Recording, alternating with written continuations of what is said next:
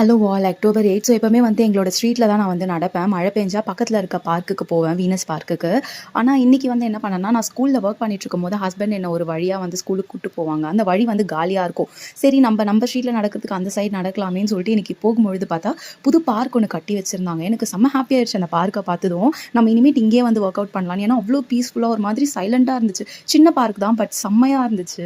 அதுவும் பார்த்திங்கன்னா அந்த பார்க்கில் யாருமே கிடையாது, நான் மட்டும் தான். ஸோ ரொம்ப ஹாப்பியாக இருந்துச்சு. நான் வந்து எனக்கு என்னலாம் தோணுதோ நான் பாட்டுன்னு இஷ்டத்துக்கு ஒர்க் அவுட் பண்ணுறதும், வாக்கிங் போகிறது, ஜாகிங் போகிறதுன்னு சொல்லிட்டு இன்றைக்கி பயங்கரமான வந்து ஒர்க் அவுட் நான் பண்ணேன். 1 ஹவர் கிட்ட அந்த பார்க்லேயே சுற்றிட்டு இருந்தேன். அதுக்கப்புறம் ரிட்டர்ன் வீட்டுக்கு வந்துட்டு என்னோட டெய்லி ரொட்டீனை வந்து நான் கண்டினியூ பண்ணேன். இன்றைக்கி பார்த்திங்கன்னா ஸ்பெஷலாக வந்து ஹை ப்ரோட்டீன் கட்லெட்டுன்னு சொல்லிட்டு சோயாவில் வந்து கட்லெட் பண்ணியிருந்தேன். பிரேக்ஃபாஸ்ட் பண்ணிக்கலாம்னு சொல்லிட்டு வாங்கிட்டு வந்திருந்தேன். பட் வீட்டுக்கு வந்ததுலேருந்து பாப்பா ரொம்ப இரும்பிட்டே இருந்தா. ஸோ அவளுக்கு வந்து இந்த கற்பூரவள்ளி கரைச்சி ஊற்றுறது அந்த மாதிரி ஒர்க்கில் இருந்ததுனால என்னோட பிரேக்ஃபாஸ்ட்டே நான் மறந்துட்டேன். ஸோ இதை வந்து நான் ஸ்நாக்காக பண்ணிக்கிட்டேன். வீடியோ பிடிச்சிருந்தா லைக் பண்ணுங்கள். பாய்.